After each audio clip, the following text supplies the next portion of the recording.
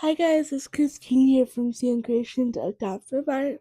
Welcome back to my studio. And today, I'm really excited because we are working on the second part of the Italian woman portrait. And if you haven't guessed who this woman is, I will give you a hint. She was accused of incest with her brothers and her father. Just so I can give it the Chiaroscuro treatment where artists like Caravaggio and Artemisia Gentileschi made popular.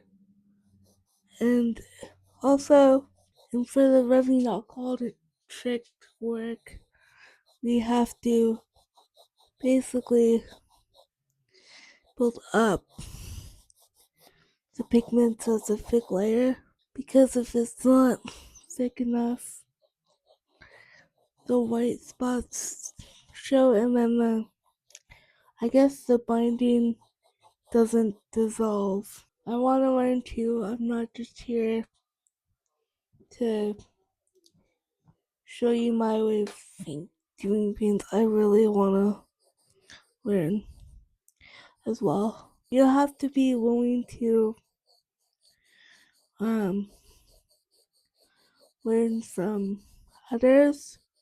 People think art is just being about yourself and drawing pictures, but it actually is a lot of collaborating within the art world. That's partly what I miss about school, is getting constructive criticism to help me grow.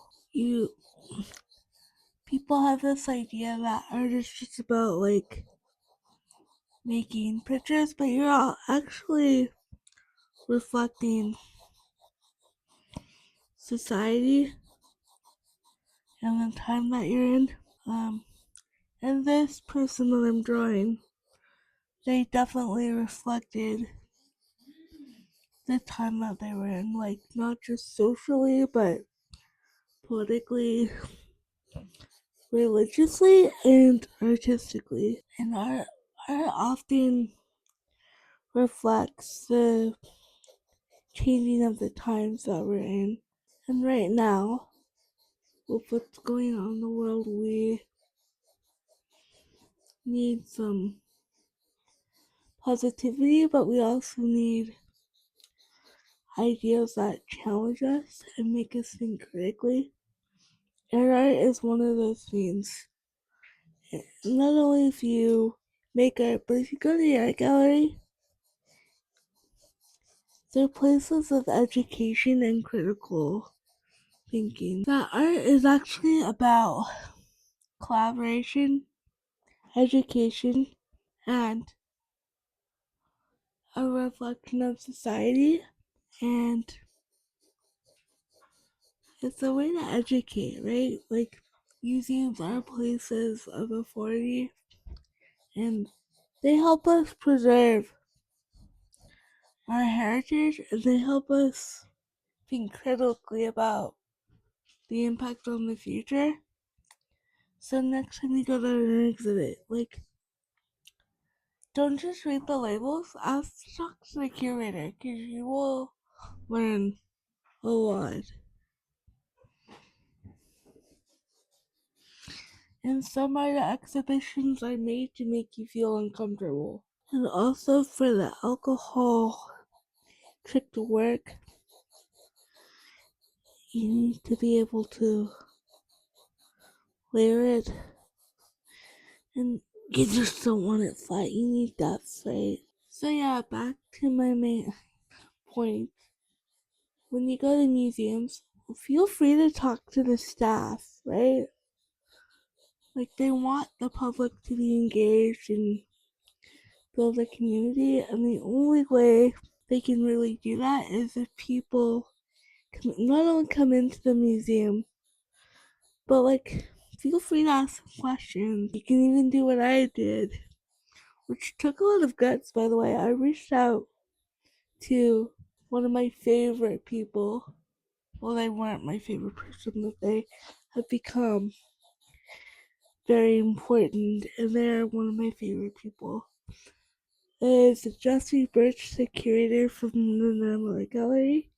He mentored me when I was in my undergrad, encouraged me to create exhibitions,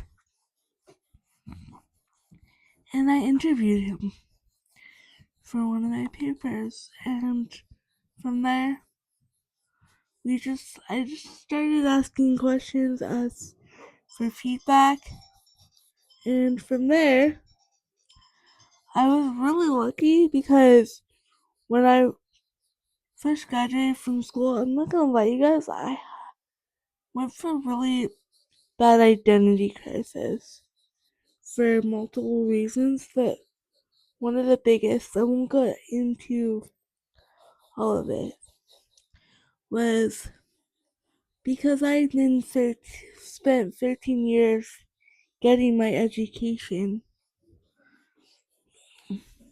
And my original plan for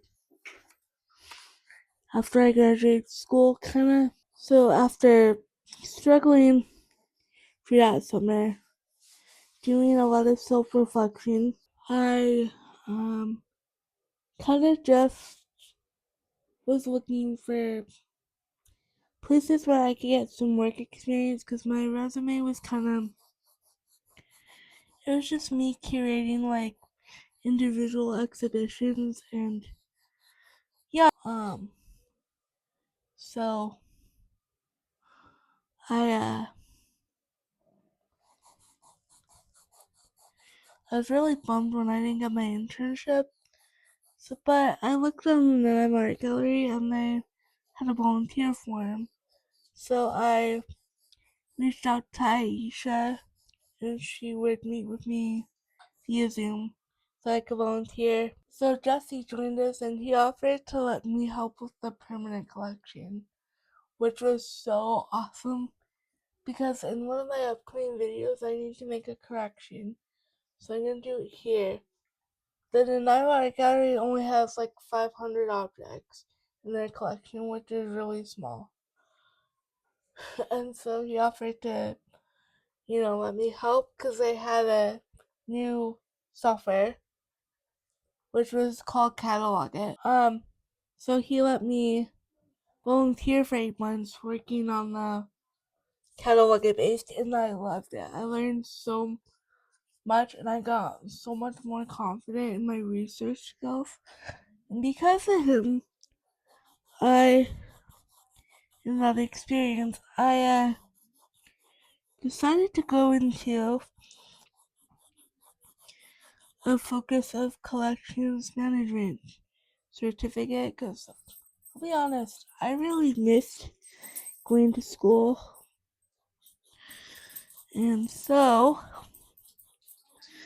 after 8 months volunteering and loving it, I got really lucky because by some miracle, the Arts Council had funding left over and they decided to fill my internship, and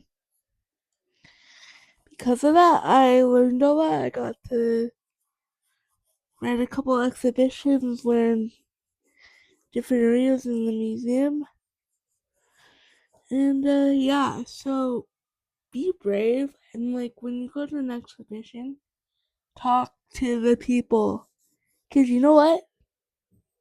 Their main goal, especially in the Nanaimo Art Gallery, is to build community based on the place that they're working on. And here, in case anyone's from a foreign country, we're located on the traditional territory of the Nanaimo territory. Yeah. So they do a lot of work about really understanding that culture and talking about how we can rate the wrongs of colonization, which, you know what, I've got some feelings about, but I won't share because I'm coming from a different perspective of challenges of my own. And I really respect the work that Nanaimo Gallery does, and they have been really, really supportive of me. So as this channel grows, I want to turn it into a way that I can not only support myself, but give support to an organization that has given me a lot. So I know we're getting away from the history here, but we need to talk about museums because one of the main focuses of my channel is the curatorial journal, might be more. But 50% of curators are actually practicing artists as well. So, yeah, and right now I research history because a lot of the history that I'm into is like just how we got here with it, right? I will stop here. In the next part, I'm hoping it has a lot of intense background, which I'll talk about in the next couple of installments. And after this piece is finished, and I hope you guys guess who she is. I guess I should tell you now. This is Lucretia Borgia. So hopefully in the next installment of this, I'll have the shadow part of the purple done, and we can start on the brown. And then we can do the alcohol, and then I can get back to her face. Great. Thanks for the support, everyone. And my main question is, please let me know in the comments what you want to see. If you'd rather have a short or a long form video, because it would really help me out and help me focus. Okay, good night, guys. And